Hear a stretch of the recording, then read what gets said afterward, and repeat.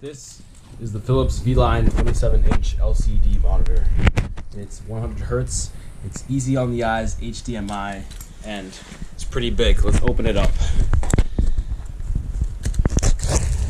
Get this tape right here to secure it, and just like that, take it like that. This is what you get in the box. An HDMI cable, a power supply. In this case, this is the input. Then you get all this paper, quick start, you get important information manual, and then here you get the stand. This is the stand right here. You put this little fella onto the stand like this, like so, right here. And then underneath the cardboard here, you get the actual monitor, 27 inches. I'll show you what it looks like.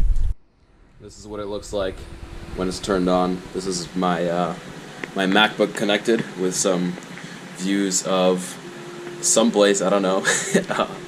And this is how the screen looks like. It's beautiful, crystal clear. Yeah, this is the Philips.